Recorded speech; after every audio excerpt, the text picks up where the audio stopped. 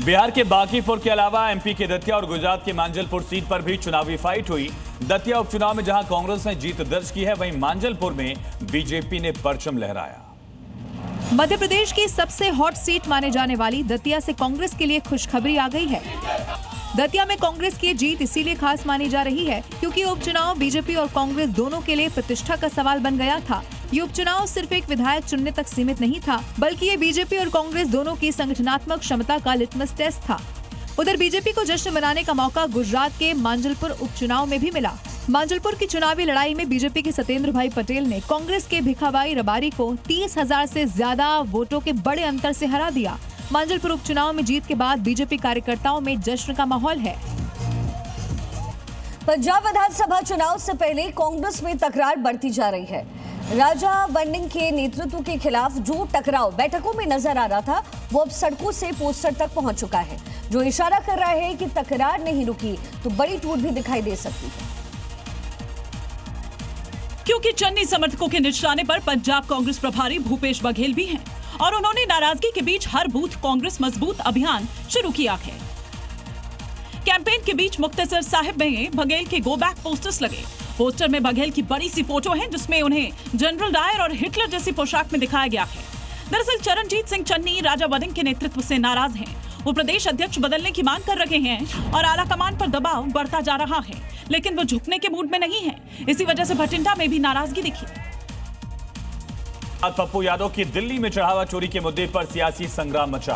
पूर्णिया से सांसद पप्पू यादव ने चढ़ावा चोरी के खिलाफ जबरदस्त प्रदर्शन किया तो बीजेपी ने उसे सनातन का अपमान बता दिया। और जब उनके ऊपर चाकू से कथित हमला हुआ तो बीजेपी सांसद ने इसे पैसा कमाने का एजेंडा करार दिया। इतना ही नहीं, पप्पू यादव के खिलाफ संसद परिसर में साधु के वेश में प्रदर्शन करने के आरोप में बीजेपी सांसद संजय जायसवाल ने लोकसभा में विशेषाधिकार हनन का नोटिस दिया। वैसे बीजेपी का आरोप है कि ये प्रदर्शन सनातन संस्कृति का मजाक है, जबकि विपक्ष इसे चढ़ावा चोरी पर सवाल बता रहा है। इसी प्रदर्शन के बाद पप्पू यादव पर प्रेस कॉन्फ्रेंस के दौरान चाकू से हमला करने की कोशिश हुई, जिसको बीजेपी सांसद ने यूट्यूब से पैसा कमाने के लिए नाटक करार दिया। अगर ये आरोप सही है तो फिर सवाल है कि क्या पप्पू यादव ने अपने ऊपर खुद हमला करवाया, और अगर ऐसा नहीं है तो क्या सियासत के लिए कुछ भी बोला जाएगा।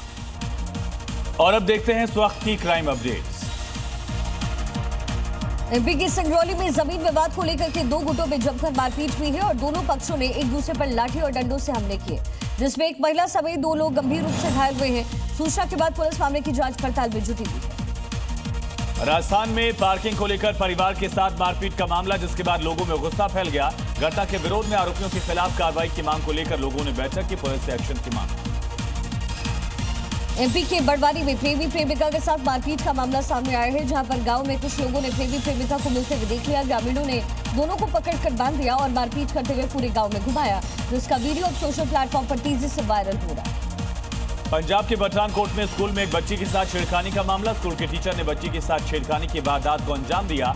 गांव के लोगों ने स्कूल पहुंचकर हंगामा किया, कार्रवाई की मांग की। बिहार के नालंदा में बेखौफ अपराधियों ने एक घर में भीषण डकैती की वारदात को अंजाम दिया। रात में घर में घुस करके बदमाशों ने पहले परिवार के लोगों को बंधक बनाया और विरोध करने पर मारपीट की। इस दौरान 12 अपराधियों ने तकरीबन 45 लाख रुपए नगद और तकरीबन 70 लाख रुपए के सोने चांदी के गहने लेकर फरार हो गए।